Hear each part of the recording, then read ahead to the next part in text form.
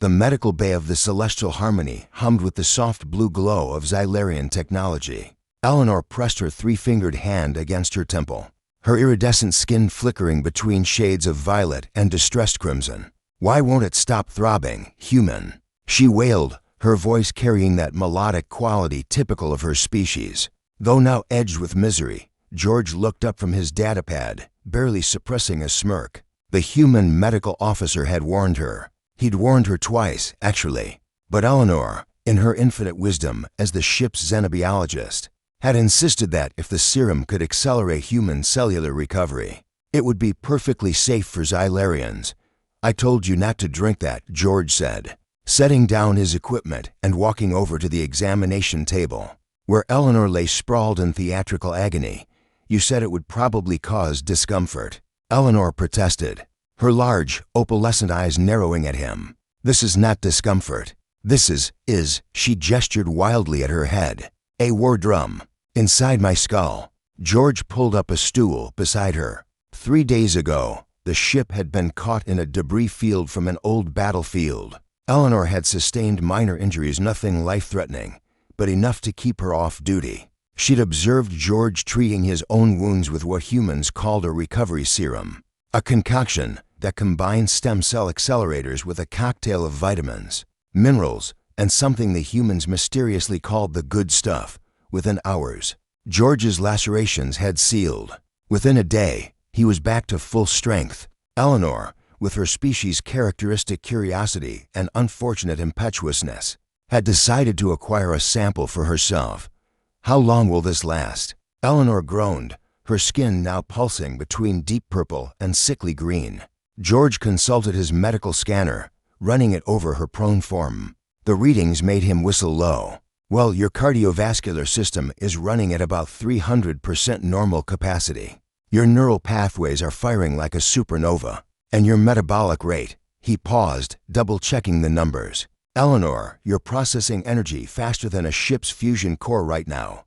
Make it stop." She grabbed his arm with surprising strength. "Another side effect. Apparently, can't," George said simply. "Has to run its course.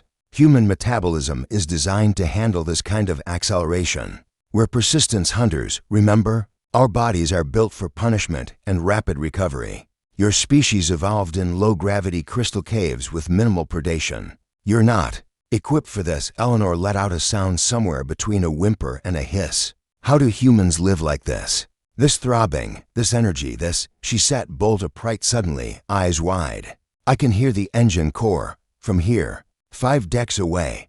"Yeah, enhanced sensory perception is a side effect," George confirmed. "You'll also probably experience heightened aggression, increased appetite, and I'm starving." Eleanor interrupted, swinging her legs off the table. "I need to consume something, immediately, preferably something large. Is the cargo bay still storing those Beluvian grain beasts?" George gently pushed her back down. "You're not eating the livestock. I'll get you some protein synthesizer rations." "But I can smell them," Eleanor insisted, her pupils dilating. "They smell delicious. That's the serum talking. Your species is herbivorous. Not right now." "I'm not." George ran a hand through his hair, fighting back laughter. This was exactly why the recovery serum came with a species-specific warning label. The size of a small novel. Humans had spent millennia adapting to extreme physical stress. Their bodies were biological tanks, built to take damage and keep fighting. The serum simply enhanced what was already there. For species like the Xylarians, peaceful, crystalline-skinned beings who'd never known war or predation, the effects were dramatic. "The throbbing," Eleanor said, her voice taking on a distant quality. "It's not pain anymore. It's rhythm, like a pulse, like..." Her eyes focused on George with startling intensity. "Like a heartbeat before battle." "Oh, here we go," George muttered. Eleanor stood, and this time he didn't stop her. She moved to the viewport, pressing her hand against the transparent aluminum. "I understand now," she said softly. "This is what humans feel. This drive, this hunger for action. Eleanor, your species conquered your homeworld not through superior intelligence or technology, but through sheer, stubborn refusal to die." She turned to him, her skin now a steady, blazing gold, a color George had never seen on a Xylarian.